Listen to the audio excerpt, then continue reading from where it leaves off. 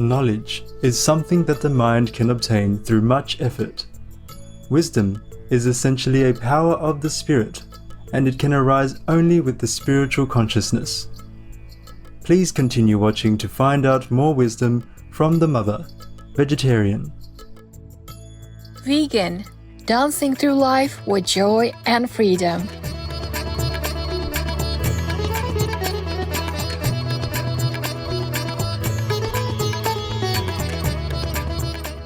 Kya haal hai means how are you in Hindi. I am Mahit. The spiritual Indian people appreciate your effort to promote veganism.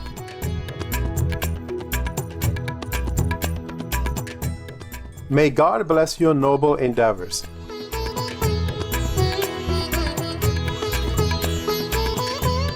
Today we present to you part 1 of Knowledge and Wisdom, selections from On Thoughts and Aphorisms by the Mother, Vegetarian, as we continue our inner journey of self-realization.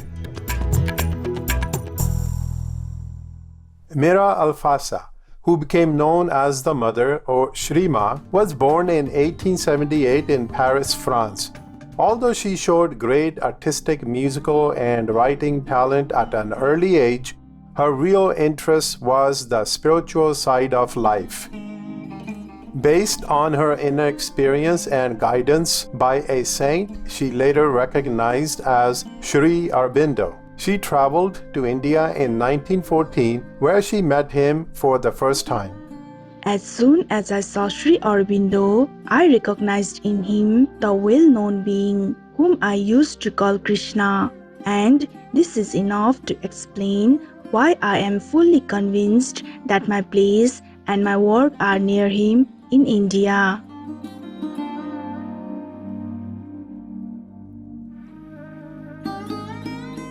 Sri Aurobindo conferred the title of the Mother in recognition of her embodiment of the principles of the Divine Mother. When the decision was made to create an ashram in 1926, Sri Aurobindo entrusted all the spiritual and material tasks of running the ashram to the Mother. For the next 50 years, under her loving guidance, the ashram developed into a spiritual center for truth seekers. The Mother went on to found 2 more organizations, the Sri Aurobindo International Center of Education, offering courses from kindergarten through university level, and a visionary community called Auroville, or the City of Dawn. The Mother also developed an extensive series of spiritual writings. These highlight a goal of ultimate union with the Divine, along with becoming master of ourselves and our destiny. Shining through all of her work is the Mother's love and devotion to God. Though she left her body in 1973, the 17 volumes of collected works of the Mother forever serve as a shining guidance and inspiration for spiritual seekers. The following passages come from the Mother's book, On Thoughts and Aphorisms, where the Mother expounds on the following quote by Sri Aurobindo. There are 2 allied powers in man, knowledge and wisdom. Knowledge is so much of the truth seen in a distorted medium as the mind arrives at by groping.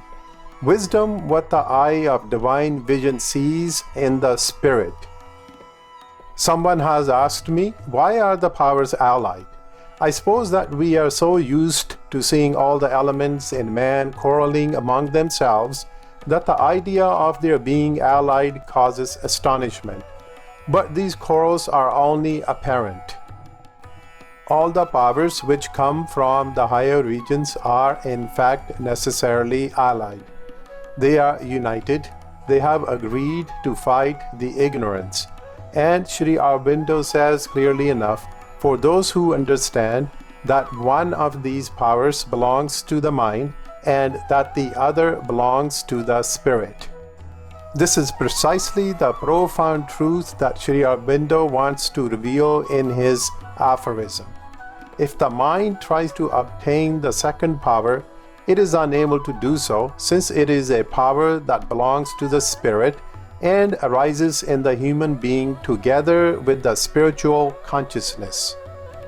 Knowledge is something that the mind can obtain through much effort, although this is not the true knowledge, but only a mental aspect of knowledge, whereas wisdom does not at all belong to the mind, which is altogether incapable of obtaining it, because, in fact, it doesn't even know what it is. I repeat, wisdom is essentially a power of the spirit, and it can arise only with the spiritual consciousness. It would have been interesting to ask what Sri Aurobindo means when he speaks of the truth seen in a distorted medium. First of all, what is this distorted medium, and what does the truth become in a distorted medium? As always, what Sri Aurobindo says can have several levels of meaning. One is more specific, the other more general. In the most specific sense, the distorted medium is the mental medium, which works in ignorance and which is, therefore, unable to express truth in its purity. But since life as a whole is lived in ignorance, the distorted medium is also the earth atmosphere which, in its entirety, distorts the truth seeking to express itself through it. And here lies the most subtle point of this aphorism. What can the mind arrive at by groping? We know that it is always groping, seeking to know, erring, returning upon its previous attempts, and trying again. Its progress is very, very halting, but what can it grasp of the truth? Is it a fragment, a piece, something which is still the truth, but only partially, incompletely, or is it something which is no longer the truth? That is the interesting point. We are used to being told, perhaps we have also repeated many times, that one can only have partial, incomplete, fragmentary knowledge, which therefore cannot be true knowledge. This point of view is rather trite. One need only to have studied a little in life to be aware of it. However, what Sri Aurobindo means by the truth seen in a distorted medium is far more interesting than that. Truth itself takes on another aspect. In this medium, it is no longer the truth, but a distortion of the truth. Consequently, what can be seized of it is not a fragment which would be true, but an aspect, the false appearance of a truth which has itself melted away. I am going to give you an image to try to make myself understood. It is nothing more than an image. Do not take it literally. If we compare the essential truth to a sphere of immaculate, dazzling white light, we can say that in the mental medium, in the mental atmosphere, this integral white light is transformed into thousands and thousands of shades, each of which has its own distinct color because they are all separated from one another. The medium distorts the white light and makes it appear as innumerable different colors, red, green, yellow, blue, etc., which are sometimes very discordant.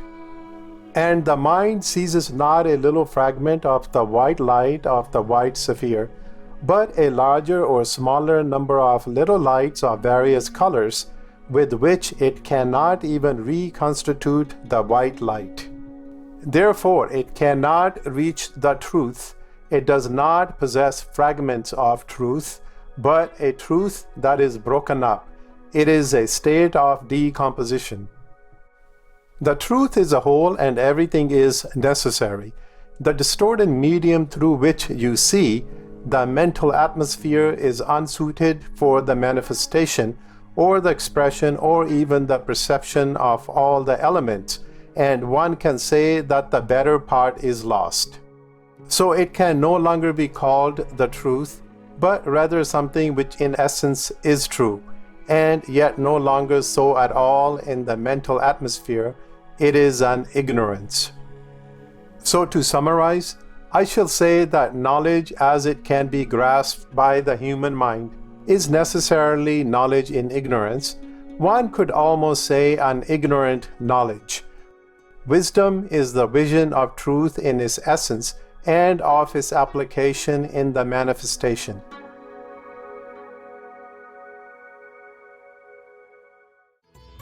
For more information about the Mother and Sri Aurobindo, please visit SriAurobindoAshram.org.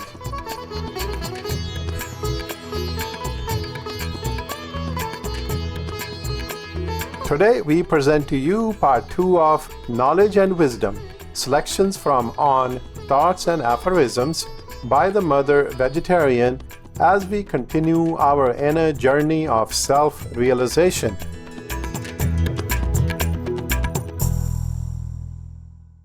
Mirra Alfassa, who became known as the Mother or SriMa, was born in 1878 in Paris, France. Although she showed great artistic, musical, and writing talent at an early age, her real interest was the spiritual side of life. Based on her inner experience and guidance by a saint she later recognized as Sri Aurobindo, she traveled to India in 1914, where she met him for the first time. As soon as I saw Sri Aurobindo, I recognized in him the well-known being whom I used to call Krishna, and this is enough to explain why I am fully convinced that my place and my work are near him in India.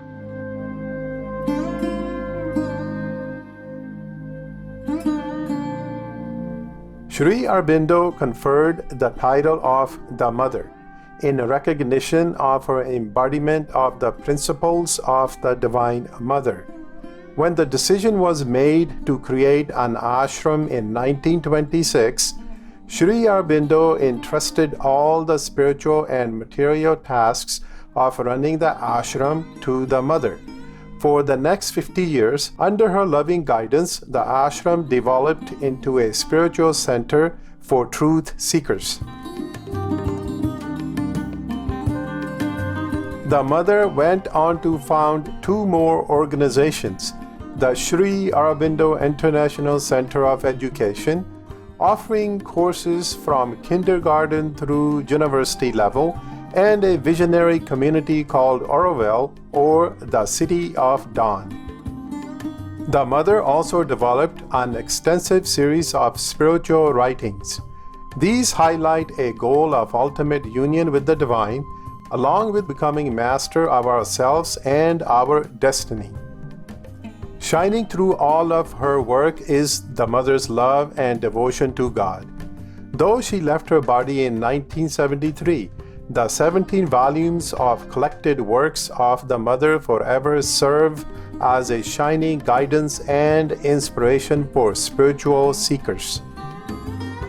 The following passages come from the Mother's book on Thoughts and Aphorisms, where the Mother expounds on the following quote by Sri Aurobindo: "Late I learned that when reason died, then wisdom was born. Before that liberation, I had only knowledge." Once again, I must repeat that the form of these aphorisms is purposely paradoxical in order to give the mind a little shock and awaken it enough for it to make an effort to understand. One must not take this aphorism literally. Some people seem worried by the idea that reason must disappear for one to become wise. It is not that. It is not that at all. Reason must no longer be the summit and the master. For a very long time in life, until one possesses anything resembling knowledge, it is indispensable that reason be the master.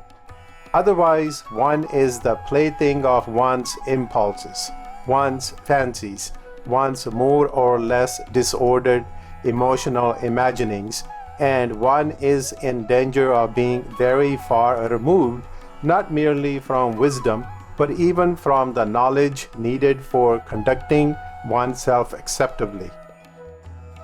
But when one has managed to control all the lower parts of the being with the help of reason, which is the apex of ordinary human intelligence, then if one wants to go beyond this point, if one wants to liberate oneself from ordinary life, from ordinary thought, from the ordinary vision of things, one must, if I may say so, stand upon the head of reason, not trampling it down disdainfully, but using it as a stepping stone to something higher, something beyond it, to attain to something which concerns itself very little with the decrees of reason, something which can allow itself to be irrational because it is a higher irrationality with a higher light, something which is beyond ordinary knowledge and which receives its inspirations from above, from high above, from the divine wisdom. That is what this means. As for the knowledge of which Sri Aurobindo speaks here, it is ordinary knowledge. It is not knowledge by identity. It is knowledge that can be acquired by the intellect through thought, through ordinary means. But once again, and in any case, we shall have occasion to return to this when we study the next aphorism. Do not be in a hurry to abandon reason in the conviction that you will immediately attain to wisdom, because you must be ready for wisdom. Otherwise, by abandoning reason, you run a great risk of falling into unreason, which is rather dangerous. Many times in his writings, particularly in the Synthesis of Yoga, Sri Aurobindo warns us against the imaginings of those who believe they can do sadhana, disciplined and dedicated practice or learning, without rigorous self-control, and who heed all sorts of inspirations which lead them to a dangerous imbalance where all their repressed, hidden, secret desires come out into the open under the pretense of liberation from ordinary conventions and ordinary reason. One can be free only by soaring to the heights high above human passions. Only when one has achieved a higher selfless freedom and done away with all desires and impulses does one have the right to be free. But neither should people who are very reasonable, very moral, according to ordinary social laws, think themselves wise, for their wisdom is an illusion and holds no profound truth. One who would break the law must be above the law. One who would ignore conventions must be above conventions. One who would despise all rules must be above all rules. And the motive of this liberation should never be a personal, egoistic one. The desire to satisfy an ambition, aggrandize one's personality through a feeling of superiority, out of a contempt for others, to set oneself above the herd and regard it with condescension. Be on your guard when you feel yourself superior and look down on others ironically as if to say, I am no longer made of such stuff. Thus when you go off the track and are in danger of falling into an abyss. When one truly attains wisdom, the true wisdom, the wisdom Sri Aurobindo is speaking of here, there is no longer higher and lower. There is only a play of forces in which each thing has its place and its importance. And if there is a hierarchy, it is a hierarchy of surrender to the Supreme. It is not a hierarchy of superiority with regard to what is below. And with human understanding, human reason, human knowledge, one is unable to discern this hierarchy. Only the awakened soul can recognize another awakened soul, and then the sense of superiority disappears completely.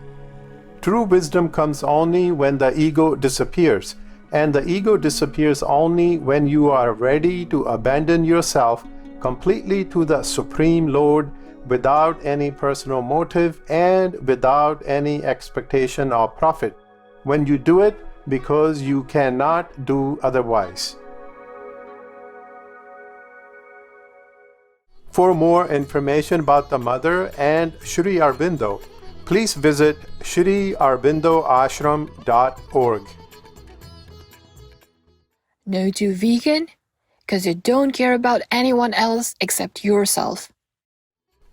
Caring viewers, it has been a pleasure to have you with us for today's episode of Words of Wisdom.